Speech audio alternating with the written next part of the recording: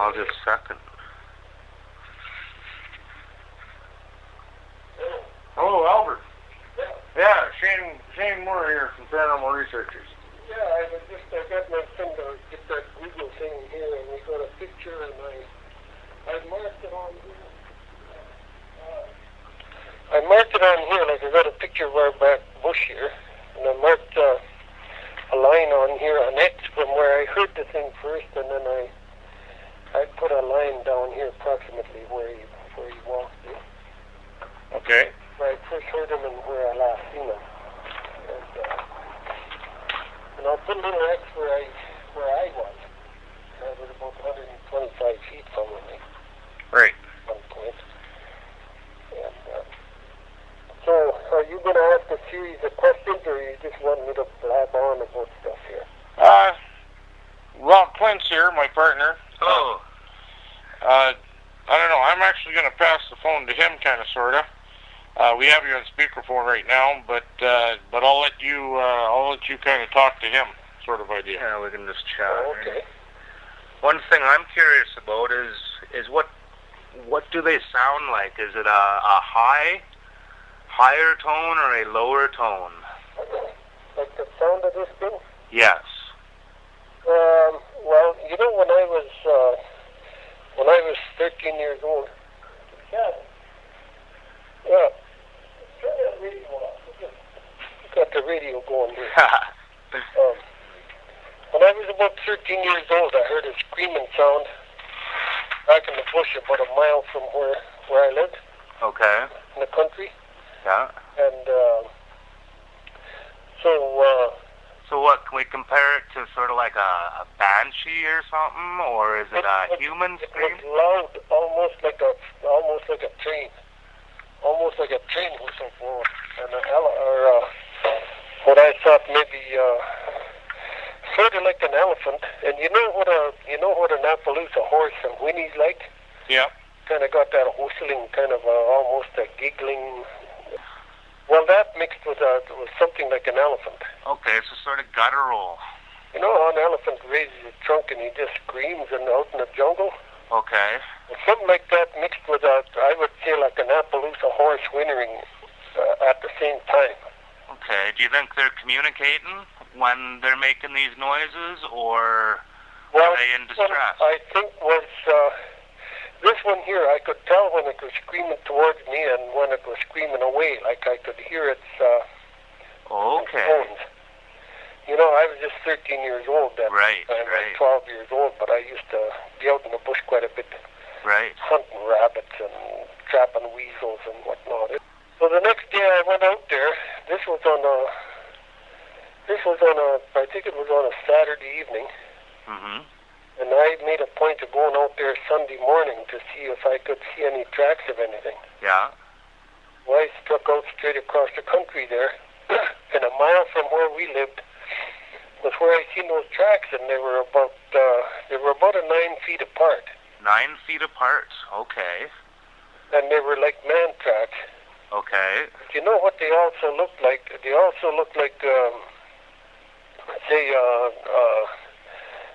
like a coyote or a dog. The way they jump through the deep snow, the snow is about a foot deep. Okay. And if a dog is jumping Yes. through the snow, the marks they make. Well, this was similar to that, and it was the kind of snow that when you pull your foot out, it just fills up, eh? Okay, yeah. The snow was about a foot deep, or close to a foot deep. So it was probably running. And no, it wasn't. It wasn't. No, I could tell it wasn't running, because if it would have been running, the snow would have, flew out there. Flew out of the hole rather than fill back in the hole. Okay, I got ya. But no, this thing wasn't running. Okay. It appeared that it was walking, and I followed that for almost a mile until I decided to kick the snow away there and see what I could see under there for tracks. Yeah. And it scared me because there was a great big, at the front part, it looked like a great big paw mark, eh? Okay. And then, as I swished the snow away there toward the back further, I could see like a big, like a big man's foot track. Okay, 5 toes and the whole bit? Oh, yeah, it was just like a big man's foot track. But I didn't waste any time there. As soon as I seen that thing, I just headed straight for home. Yeah, no doubt. It went across the fence, and when it came to the fence, it crossed two fences. Okay. You know those farm fences are maybe 3 feet high to keep cattle and stuff in, right. Wire fence. Yes. Well, this thing stepped over there, and it didn't even seem as though it hesitated at all. There was no... Didn't even flinch. flinch. Weren't any different when he went over the fence than when he was just ordinarily walking. Okay, so how many feet tall are we talking you think they would be then? 10 feet? 8 feet? That was the tracks I seen when I was about 12 years old. That was in 1957. In 1957? Yeah. Okay. And this thing now, I seen one in 1974. But hold on, for the 1957 one, when you heard it doing its thing, could you smell any smells? Well, it was a mile away. Okay, so there was no smell or anything. Okay. No, it came out of the willows over there, and it went over a little hill, sand hill, and over a fence, and then crossed another fence, and that's when I start following it. Right. Back. Right. And like I say, as soon as I uncovered that track there to see what there was there... Then you headed home. Oh, that just scared the daylights out of me. No doubt. I'm not following that thing on into them willows because I didn't know if what if that thing is sleeping there or what. And, now you were saying you saw one in, what was it, 1967? 1974. 1974, okay. Me and a girl were parked in a car out beside a hill. Mm-hmm. On the west side of the hills, like the hills are sloped, and on the east side they're sharp. Okay. Where the sand hills pile up, and then trees grow on them and this and that. But the east side of the hills are sharp up, like very steep. Some of them you can't even walk up them, but... Okay. On the west side they're sloped, and I was telling this girl about there was a shooting gallery there just over the hill. And it was getting evening, it was kind of getting towards dark, and I was telling her about a guy that was shot there during the Second World War. They were practicing with rifles there. Okay. And they had this thing set up there, and the guy was moving the target back and forth, and there was nobody shooting. So he stood up there to look to see what they were doing, and he got shot. And then he got shot. Okay. Yeah. So just at that moment, when I got to that far in the story, she said to me, she said, look at the big man coming. And I said, what? And she said, there's a big man coming walking. She said, over there. She said, look at him. So I turned and looked, and then I quickly looked away because I didn't like what I saw. Okay, and what did you see? Well, it was something similar to those, those big hay bales, those big round hay bales? Yeah. Well, similar to one on top of the other. Wow. And a thing there with no neck. No neck. His head went straight up from the sides to his head. Okay. And appeared to have, just muscular like that, and about that wide. So basically all shoulders and big and bulky. Wide. And he was standing up above the willows there, and the willows must have been quite high. Yeah. They only come up to his waist. Okay. Was he furry or sort of like a bear, or did you catch a texture? Well, we couldn't tell at that time. Okay. We didn't stick around to look. And so that was in 1974, but... You know, that was on a Saturday evening. Okay. And this girl I was with went around telling everybody on Sunday. She said, and I kept telling her, keep quiet, they're going to lock us up, Right. Telling everybody, you should have seen the big guy we saw, Uh-huh. And at the time, I didn't even want to admit it. I said, we didn't see nothing, and she said, yeah. On Monday morning, there was big tracks on the front page of the Daily Graphic here, where there was, out by this long Indian reserve there, they took pictures of a thing actually down towards the river, tracks, like big man tracks. How far would have that been from the area that you and the girl were at? About 3 or 4 miles, maybe. Okay. But it was the same weekend, eh? Yeah, okay. 1974. And then... now, one time here, it was in 1970s, around 1978 or 79. Uh-huh. I was living over there just next door to where I live now. My mother-in-law's old house there, and we just came from Calgary. We were there for a visit, me and my wife. Yeah. And we came home, and the door was locked, and there was nobody there, so we just sprung the lock off the door. I was going to rehook it on the next day. Yeah. Well, we got in the house, and we let the cat out. And it was dark by then. It was pitch dark, you know. So before we went to bed, my wife said, well, you're going to go out and call the cat? And I said, okay. So I went out there and I was calling him. Yeah. And all of a sudden I heard this great big kind of I don't know, it was a kind of a growling sort of not really a growling, but kind of a big moaning, kind of almost a growl. Okay. It was a way up, higher than the house, eh? It was. It came from higher than the house. I ran into the house, and I told my wife, I said, I scrambled to grab the gun, and I couldn't even get the shells in the gun. I was shaking so much. Right. But I managed to get a shell in the gun, an old shotgun I had there, and a bird shot, of course. Okay. I don't know what damage I could have done with that, but before that, I had seen that big guy out there, in the hills. Yeah. So you were already nervous, yes? I was already spooked. Yeah. That happened about maybe 3 or 4 years before that. Right. So I rushed into the house and didn't sleep much that night, but next day I went out there and the grass was just, you could see where the grass was kind of packed down, looking like something had been standing around there. Yeah. But there wasn't actually, I didn't see any tracks there, but there was no trees or anything where I heard that thing, and it was about maybe 12 feet off the ground. Wow. That's like a kind of a moaning growl, like it was kind of almost trying to communicate with me or something. It's kind of odd. But I didn't see it. The amount of sightings you have had, it makes you wonder if they are kind of trying to communicate with you in a way. I don't know. Well, it was, this has all happened out in the same area within a few miles, Yeah. And, but the fact that I couldn't see the thing, at the time I knew it wasn't a bear, and nothing could be that tall. No doubt. Bear and nothing would be that tall, and a deep voice on that thing. I've never heard a voice that deep on anything before. Right, it would have to be big for that deep of a voice. Yeah, a real deep voice. And once again... So then, now, in 1995, I was digging a trench. I dug a trench out to my shop. Okay. I put an underground cable in there. I was going to put an underground cable in there. But this was in the springtime now. Yeah. I dug most of it in the winter because it was frozen, and I dug it with a pick and shovel. Right. Okay. And so in the spring of, I guess it was 1995, because I started digging that in the fall of 1994.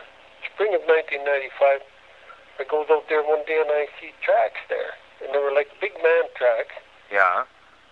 And there was actually some droplets of hair. But it was the kind of a color of those Jersey cows? Yeah. They're kind of a blondish brown color. Okay, yes. Well, there was the odd hair along there like that, along around his track. How long was it? Well, fairly long, about 3 or 4 inches long.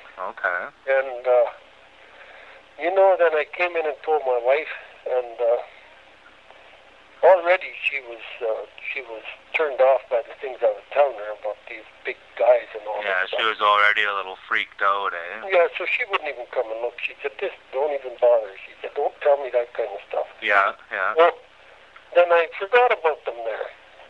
And I didn't tell the kids because I didn't want to scare them, Right. And so I just forgot about it. I should have took pictures and got somebody down here. Yeah, that's the way it usually works, yeah. That was in 1995.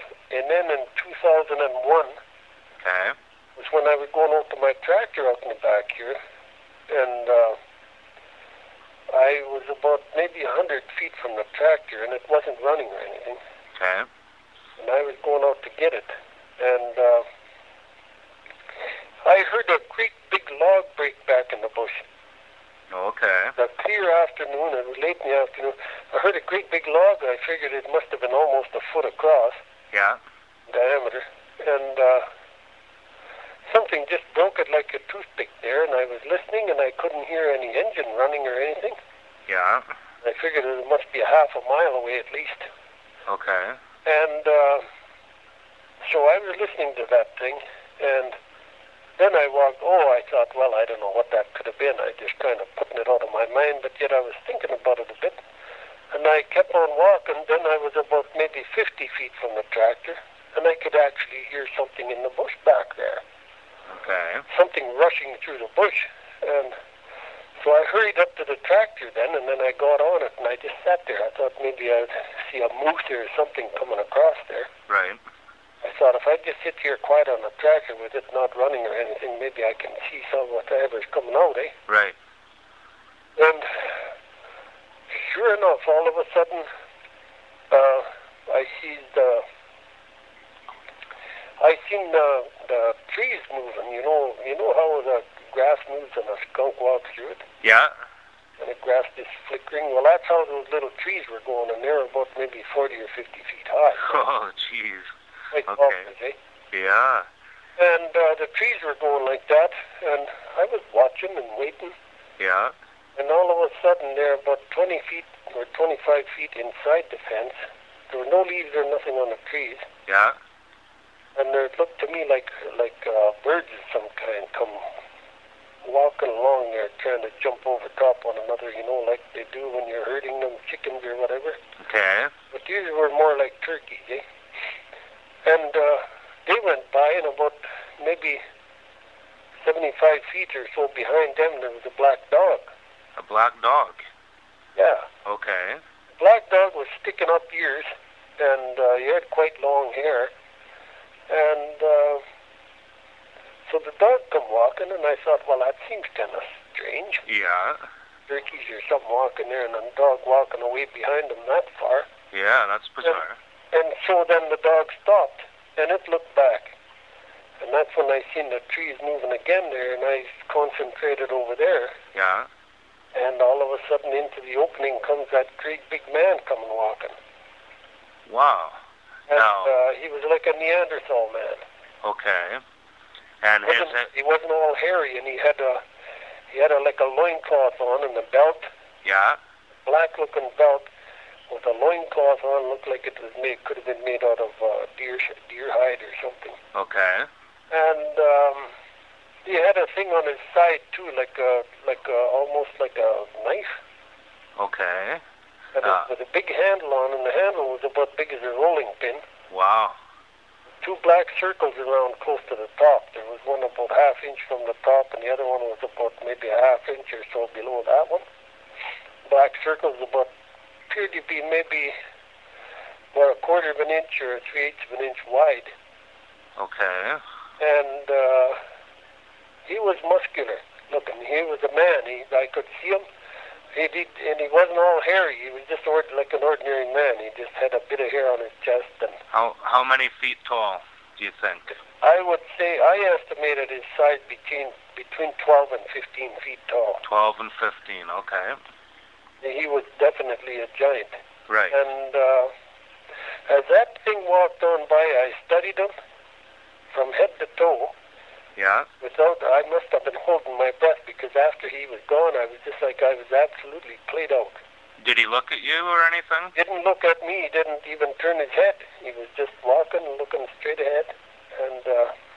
And now, how was the dog reacting by this time, or did you the dog just looked back, and as I looked back towards the other thing there he was. Turned and just walked on ahead like it was traveling with that thing. Right. Okay. They were companions there, and you could tell by the expression, like on that dog's face, that was his master there. Yeah, he was waiting for his master. Okay. Yep. And that thing walked by, and I seen him almost from the front, then I seen him absolutely from the side, and I seen him directly from the back. Yeah. And I seen him as he turned, and he walked straight away, then he turned to the left. Okay. I seen him all the way around except directly from the front. Okay. He didn't have anything on his left-hand side except he had like on the left hand, behind his left ear, sort of. Yeah. To his head there, he had like a symbol. A symbol. Yeah, I don't know if I showed that to Shane. Yeah, I seen it. I could actually draw it out for Clint. I kind of remember it. It's, it was about 3/8 of an inch thick, and it was a diamond-shaped thing. And I made that thing out of a diamond willow. Yeah. I just figured, well, what would that guy make that out of? It might have been metal, and it might have been made out of wood. I don't know. No, like, so this wasn't... I just made it out of wood anyway. So this wasn't a tattoo you're talking, that it was like a... Oh, no, this was out from his body. Okay. This was attached to the back of his head either like a decoration or some kind of like a gang symbol or whatever. Right. Tribe or whatever he belonged to. Maybe that was... yeah, that's what I'm thinking. Wow. Is that ever interesting? And then I wasn't going to go there looking for anything because the ground was frozen anyway. And Okay. there was no snow. And but I could hear him like walking, like he was kind of walking on eggshells, on the frozen ground. I guess the crust was breaking. Right. The ground, because it wasn't deeply frozen. Right. Almost all the frost was out. But I could hear his feet on the ground there, and I seen his big feet as he was walking away. And I could see the tops of his feet and that. And he had those big, like a big prickly legs. He had almost like bristles on his legs, eh? Bristles on his legs, sort of like what, like thorns or... Almost. Well, I made them. I tried to copy them on that big thing's legs, and Shane saw that. Yeah. Okay. Did he walk upright with his back straight? He was walking upright, and his arms were, like his hands were... At first, I didn't know what it was, because I thought, how can I see what I'm seeing? Because it looked like a big thing walking on his knees. Yeah, okay. Until he walks directly straight away from me, then I could see he was walking on his feet. But his arms were so long that his hands went down below his knees. Below his knees, okay. Yeah. Knuckle dragger. And when I made him, I tried to make the thing as close to what I saw as I could. And his arms are 7 feet long from the pit of his arm down to the bottom of his fingertips. Wow, okay. And his biceps are about 16 inches, like from the bicep to the tricep. Okay. About 16 inches thick. Not around. I don't know how far it'll be, close to 3 feet around his biceps, I guess. I never measured them like that, but from the tricep to the bicep, just like that, would be about 16 inches. Wow, okay. A person could figure it out. I guess I could measure. I've never measured with a measuring tape to see how much that would be around, but... Right. But he was a giant and a powerful-looking thing. Like, if he'd have come over there, I figured if he'd have come over there where I was on that tractor, he could have took the tractor and myself and threw us over the fence into the bush. Oh, that's incredible. That was. Wow. A small tractor just on the cockshot 30. What color was he? He was a tan color, like a kind of a camouflage-looking color. The sort of color that, those things way up north there, the Eskimos eat them there like these, I guess, reindeer. Yeah. Okay. And you see pictures of them on TV there. It's kind of that color. Okay. But a dark color to a tan color. But I could see his flesh right through his hair. Like, he did have a little bit of hair on. Right. But I could see his flesh. It was just like looking at an elephant. Did he have any facial hair? He had some facial hair. He was just partially haired on the face. A little bit of a mustache, and he had some hair on the sides of his nose. Okay. Like some of them little dogs have? Yeah. They have that hair on the side of their nose, but none on top. Okay.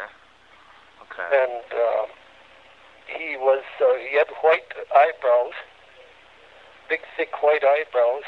Yeah. And that hair on the sides of his nose looks to be a kind of a reddish color. Oh, yeah. And his hair on his head was mostly black. And From the back, it looks like an Indian headdress. Okay. He actually looks like what he looks like is a big Neanderthal Indian. Okay. That's, wow. And I showed the Indians that, and they just loved that thing.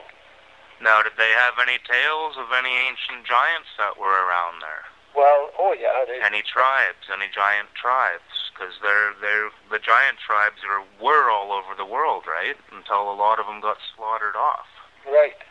So these ones might be hiding out somewhere. And right. And you see, maybe the fact that I've been seeing the thing more than other people. Yeah. The fact that I sort of, like, my wife is a nurse and she was working out, and I was raising the kids and sort of working at home with my own little workshop. Okay. Well, I didn't have from 8 o'clock till 4 or 6 in the evening. I wasn't away. I was here all the time. Right. And so I did all my hunting and stuff, like hunting deer and stuff like that. Yeah. Deer season time, and I've seen tracks out south there too, in deer season time. Okay, now I heard a rustling in the bush, and when I like ahead of me, so this thing was coming towards me, and it seen me before in fact, I didn't see it. Okay. When I went over there, there was big running marks there, and they looked the same as those ones I saw when I was about 13 years old. Okay. Okay, whereabouts is your house there, Albert? Is it south of south? Yeah, all right, I know where you're at then. 37 West, it's only a mile long, the road that we're on. Yeah, okay, I kind of know where you're at then. Yeah, and I just marked this on this picture here. My son brought it in quite close here, and I marked actually what the route that thing took. I marked it with a marker on here. Yeah. And what we could do is put it back on a computer and send it to you. That would be great. And then you could find it right on the map there. That would be great. Okay. And like I'll put a check mark from where I saw him. Okay. So until he was from where I seen him till I last seen him. Okay. Perfect. And I'll put a little X where I was. Well, in fact, I could put a little note on the bottom of it here too. Okay. Explaining it. Could you as well, if you have any pictures of your man there, could you send some of those over to us as well? Yeah, I got some. Okay. And Shane took some. I don't know how it turned out. Mine didn't turn out very well at all. Oh. Yeah. So. Oh, I see. So yeah. Well, yeah, I got some pictures that my son took of it. Okay. I've Perfect. never had it in an upright position yet, but people would be coming far and wide to see it if it was. Yeah, I bet. I think. Yeah. Because, if I could have it upright somewhere. So you don't mind if we post this on our website? No, I don't mind one bit. Okay, great. Okay. I'm looking for attention for this. Yeah, you know? yeah. The effect that thing had on me, I would like to see it to be world known. Yeah. That thing had a deep effect on me.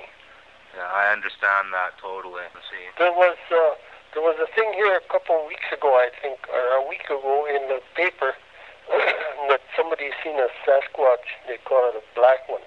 A black one. Out by Grassy Narrows. Oh yeah. Okay. That's just about 60 kilometers northeast of Kenora. Yeah. Did you hear that one? No, I haven't actually. No, That was just about a week and a half ago. A woman and her mother was going to pick blueberries, and they saw that thing close to where they were while they were still in the car, so they turned around and went back home. Yeah. They didn't get any pictures, but you know what they done was somebody went out there and took a picture of the footprint. And there was a picture of a footprint in the graphic. Oh, cool. Yeah. And they probably didn't state that the black one was wearing any loincloth or anything either. They didn't say.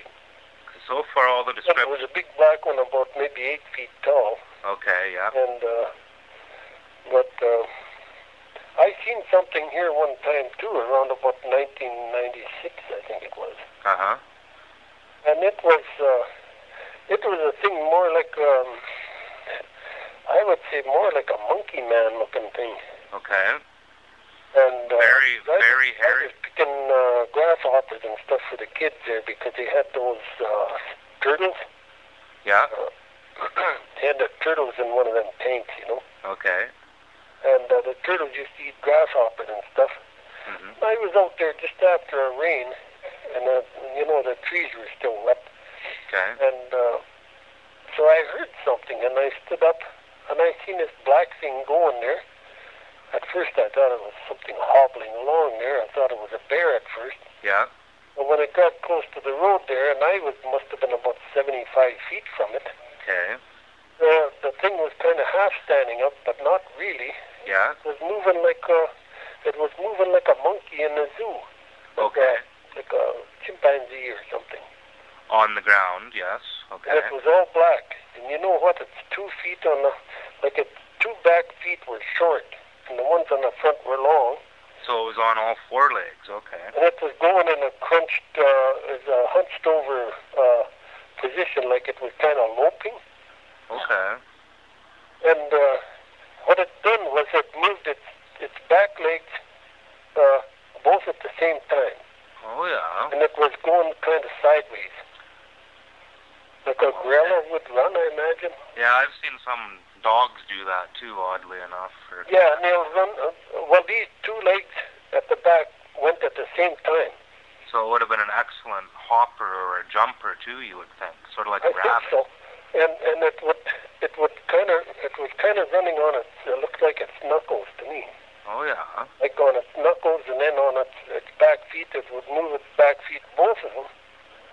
And like say if you're pole vaulting or whatever, if you got a pole, Yeah. and if you jump with that thing, well, Right. that's the movement this thing was making. Like both feet were the same on the one vault side, inside. but it was using its hand for like vaulting itself, you know, Oh, that's interesting. pulling itself with its arms. And it would just land on its little feet there, and then it would move again, you know, kind of sideways. And it had width to it. Its shoulders were quite about 3 feet wide, it looked like to me. And it had like spiked hair, almost at the top. At the top. And that thing turned and it looked at me when it got to the top of the road, and it just loped across the road, and away it went down through the ditch and up the other side and across into the bush there. Well, that is very neat. Well, I don't know what that was. I phoned my brother, and I was talking to him for about 3/4 of an hour about that thing, and then here about 2 years ago, I mentioned it to him, and the first thing he said, I don't remember that, he said. Oh, yeah. But some of these things should be recorded at the time, you know? Yeah. A lot of times when things like this show up, nobody's got a camera or anything, and that might be why they show up. Unprepared for anything, you know? Yeah, that may be why. Even those hairs there, I should have picked them up and put them in something and kept them. Right. Hindsight, eh? But you know what? When I seen that big thing there, when I seen that big tan-colored guy there... When you were on the tractor? Yeah, when I was on the tractor. When I seen that thing, I thought to myself, I don't want anybody harming that or chasing it or shooting at it or anything. Right. It was just a peaceful-looking, big, gentle-looking thing there, giant. That's a big problem. How does a person bring attention to them and protect them at the same time? That is a problem, for sure. Right. And I didn't want to, like, I could have had the RTMP and helicopters and this and that. Yeah, and you know, but somebody would have got hurt one way or the other. Right. Yeah, that just Because if that thing was out to hurt us, I don't think there would have been many of us in this part of the country still able to talk or walk or anything. It would be nice to make them more and more recognized so that they are safer. Get them so that people know about them, and if they do come across them, not to harm them in any way. Right. It'd be nice to get the information out in that way, that they are friendly creatures. And yeah, that's what I would like to see. Now, do you have Shane's email address? Yes, I believe my son marked it down. Yeah. Okay, you might want to write mine down too. Okay. I'll get my son to mark that down because I'm not very good at that kind of stuff. Okay. Okay? Okay, just a minute here. Okay. Okay, well I'll be sending this picture on to you here with the marks on it here. Like I got I got it drawn here like the route that big guy took. Okay, awesome. When I heard him break that big log in there, or whatever he did, and he made a walk past me there, and then made a circle and went back into the same bush. Right. So that's why I didn't go looking for anything there. Okay. Yeah. And I could still see him when he was about 100 feet back in the bush, and he was big. And well, when I made him, I didn't have any idea. Like, I didn't take a measuring tape there and start measuring anything. I just started making him, and when he was finished, he was 5 feet wide, his shoulders. Okay. And he was 13 feet tall. Wow. And that's approximate. And I have heard... Very close to what I saw. I've heard of ancient man like that. Could you also do me a favor and send me a picture of the symbol that you made that was behind his ear? Could you send me a picture of that too? Okay. Do you want me to send these internet pictures or in the mail, you mean? Just on the internet would be fine. If okay. Take a picture of it with a digital camera and send them over the net, that'd be great. Okay. Just so I got the closest representation of that symbol possible, because I might be able to look back into the symbol too. What was this? The symbol that you were talking that was behind. Oh, yeah. Yeah. That symbol too. Yeah, Okay. that'd be great if you could take a picture of that and send it too. Okay, I sure will. Oh, okay, great. Okay? Okay. Hey, do I have to send this to both you, or you? No, you can just send it to either one of us. You can just send it to either one. Okay then. Yeah. Okay, just for your information, Albert, we've been recording you here today. Yeah, so we can go back and review the conversation that we just had.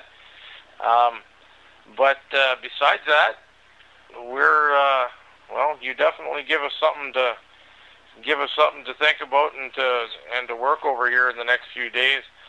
And we'll give you another call here in a while, and we'll see what we've kind of come up with. So it's the lakes they're in. We're more than happy to get your word out there. Right, and you know what I wanted. What the thing was in my mind right away when I seen that big peaceful-looking thing. Yeah.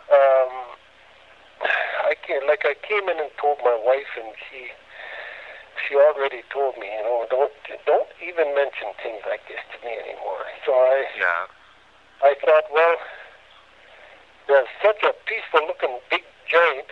I figured at least I'll give him a 5-year head start, Right.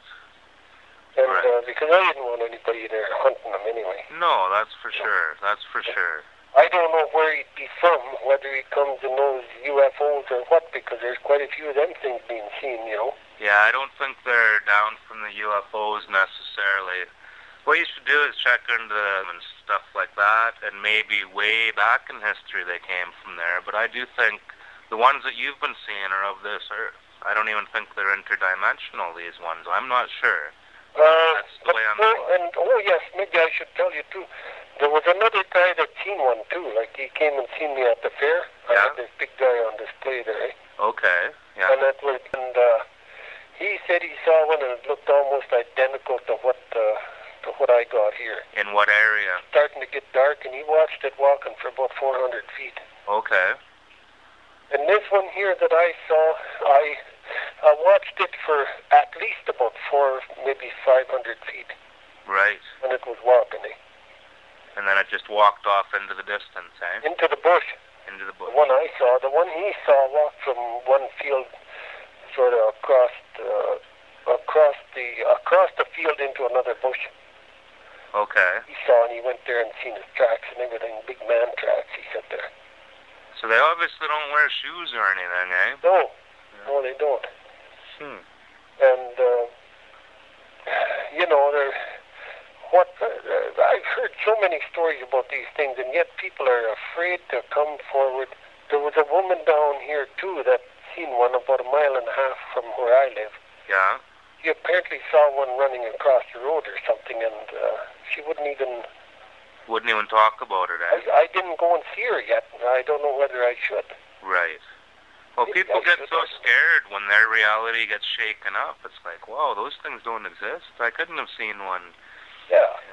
People got to get a little more open-minded. People can't believe what they're seeing, and they're afraid to even admit it. Yeah, they don't want to be crazy. They don't want to come off as crazy. Yeah, so I'm trying to break the ice for them here. Yeah, that's great. Yeah, I got a full-sized scale model of the thing made. I don't know whatever is going to become of it, but I do have it. Well, that's too cool. And it isn't going to rot away because it's made out of stucco finish. Eh? Right on. Yeah. Yeah. And it didn't crack except for his arms, but I'm going to take his arms off and I'm going to make them so that I can carry his arms separate and then attach wherever them. I'm going. Eh? Yeah, good idea. Attach his arms there, and then that way, he won't be all broken up. Eh? Well, I think what you're doing is really awesome. Like you say, you're breaking the ice for a lot of people that are scared to come out with their stories. I think that's right. And I made an actual loincloth thing, and I tanned my own hides for that, too. Yeah, very cool. I found out how to take the hair off and stuff. Eh? Yeah, right on. Yeah, and it was kind of nice, just with the whole grace of God thing. We just happened to be at the fair when you were doing your thing. And that's right. I'm very glad that he happened to stop in there and see me. Yeah. Just kind of by accident. But that's good. And, well, I hope you keep in touch. We will. Yeah, you bet. Thank you very much for your time. Gather other stories if you can, and let me know about them, too. For sure. We will. Okay. Thank you very much for your time. Take care, Albert. Okay. Okay. Thank you very much. We'll be in touch. Yeah. Okay.